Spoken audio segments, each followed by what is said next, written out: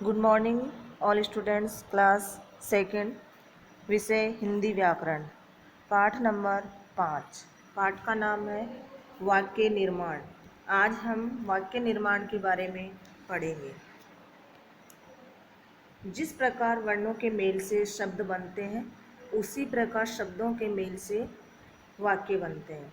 यानी जिस प्रकार वर्ण, जैसे क, ये वर्ण हुआ, ल, ये वर्ण हुआ, इनके मेल से क्या बनते हैं? शब्द। जैसे ये मान लीजिए, ये क वर्ण है और ये ल वर्ण है। इन दोनों के योग से क्या बना? क ल कल। तो ये क्या बना? शब्द बना ना। तो वैसे ही वर्णों के मेल से शब्द बनते हैं, उसी प्रकार शब्दों के मेल से वाक्य बनते हैं। यानी जो ये शब्द बनाया था ना कल, इन्हीं से वाक्य बन जाए। जैसे मैंने बोल दिया कल बाजार जाएंगे, तो कल क्या हुआ? शब्द। बाजार क्या हुआ? शब्द। और जाएंगे क्या हुआ? शब्द। तो इन शब्दों के मेल से वो क्या बना? वाक्य। जैसे देखो, कुत्ता भौंक रहा है, ये क्या है? शब्द है। जैसे कुत्ता शब्द हुआ, भौंक शब्द हुआ, रहा शब्द हुआ, है शब्द हुआ। लेकिन इन चारों से मिलके ये क्या बना? वाक्य। क्या वाक्य बना? कुत्ता भौंक रहा है। ठीक है। ऐसे ही छत, ये शब्द हुआ, पर शब्द हुआ, मोर शब्द हुआ, नाच शब्द हुआ, रहा शब्द हुआ, और ये है शब्द। यानी ये जो 6 शब्द है, इन शब्दों से क्या बना? वाक्य। क्या वाक्य बना? छत पर मोर नाच रहा है। इसको हम कंटिन्यू एक साथ बोल देंगे, छत पर मोर नाच रहा है। इन्हीं को अगर हम शब्दों से बोलते तो ऐसे बोलेंगे, छत पर मोर नाच रहा है। ये हो गए इनका अलग अलग टुकड़ों में विभाजन।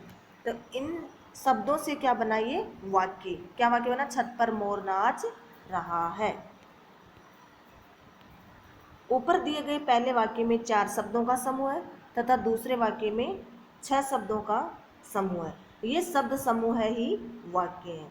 यानी जो अभी बताते हैं 4 शब्द, कुत्ता भौंक रहा है, ये कितने शब्द हुए? 4। इन 4 शब्दों से ये पूरा वाक्य बना, कुत्ता भौंक रहा है। यहाँ पे भी छत पर मोर नाच रहा है, ये कितने शब्द हुए? 6। इन 6 शब्दों से ये क्या वाक्य बना? छत पर मोर नाच रहा। तो इन सब समूहों को क्या हम क्या बोलेंगे? वाक्य। ऐसा शब्द समूह है जिसका कोई अर्थ निकले, वाक्य कहलाता है। यानी ऐसा शब्द समूह, यानी शब्द कोई ऐसा नहीं जिनका कोई अर्थ नहीं निकले। ऐसा शब्द होना चाहिए जिसका कोई अर्थ निकले, वो क्या कहलाएगा? वाक्य। जैसे हम दोनों अच्छे मित्र हैं, तो ये क्या हुआ? हम शब्द, हम दोनों अच्छे मित्र हैं। तो इनसे क्या वाक्य बनेगा? हम दोनों अच्छे मित्र, जो ये आपको दिख रहे हैं यहाँ पे। आगे, हम खाना खा रहे हैं, यानी ये वाक्य है कि शब्द से वाक्य बन रहा है, हम खाना खा रहे हैं। तो इनसे क्या वाक्य बना? हम खाना खा रहे हैं, जो ये आपको यहाँ पे दिख रहे हैं खाना खाते हुए। आगे है वाक्य का निर्माण। पहले तो था वाक्य, कि वाक्य कैसे बनता है, तो शब्दों से वाक्य बनता है। जैसे पहले वर्णों से शब्द बनता है, तो शब्दों से क्या बनेगा? वाक्य। आगे है वाक्य निर्माण। वाक्य का निर्माण निम्नलिखित 2 भागों से होता है। कैसे? देखना, पहला है उद्देश्य तथा दूसरा विधेय। यानी पहला क्या है? उद्देश्य, और दूसरा विधेय। अब उद्देश्य और विधेय में क्या अंतर है देखना। सबसे पहले है उद्देश्य। जिसके बारे में कुछ कहा जाए वह उद्देश्य होता है। यानी जिसके बारे में, यानी किसी के भी बारे में कुछ कहा जाए वह क्या कहलाएगा? उद्देश्य। जैसे देखना, सोहन सो रहा है, कोई तो सो रहा है ना, तो उसका नाम क्या है? सोहन। तो वो क्या कर रहा है? सो रहा है। माली पौधे सींच रहा है, यानी माली क्या कर रहा है? यहाँ पे देखो, पौधों को पानी दे रहा है, और यहाँ पे सोहन सो रहा है। तो ये क्या हो गया? उद्देश्य। देखना, ऊपर दिए गए वाक्यों में सोहन तथा माली, यानी यहाँ पे सोहन सो रहा था और यहाँ माली पौधों को पानी दे रहा था। तो सोहन और माली के बारे में कुछ न कुछ कहा गया है, अतः सोहन व माली वाक्य के उद्देश्य हैं। यानी उद्देश्य कौन हो उसमें? सोहन और माली। आगे देखना विधेय। उद्देश्य के बारे में जो कुछ कहा जाए, यानी जिसके बारे में कुछ कहा जाए उसे विधेय कहते हैं। अर्थात उद्देश्य को छोड़कर शेष भाग उदेय होता है। यानी उद्देश्य तो कौन था? कि जैसे सोहन सो रहा है, मोहन खाना खा रहा है, राधा नाच रही है, तो इसमें क्या हुआ, तो राधा, मोहन, सोहन, माली, जो ये क्या है, उद्देश्य। और जो शेष जो वाक्य बच रहा है वो क्या कहलाएगा, विधेय। जैसे देखना, नीलम खाना खा रही है, इन वाक्यों में खाना खा रही है, और अमित गाना गा रहा है तथा गाना गा रहा है, ये क्या है, विधेय। जो मैंने अभी आपको बताया था, जो नीलम और अमित है ये तो क्या हुए, उद्देश्य।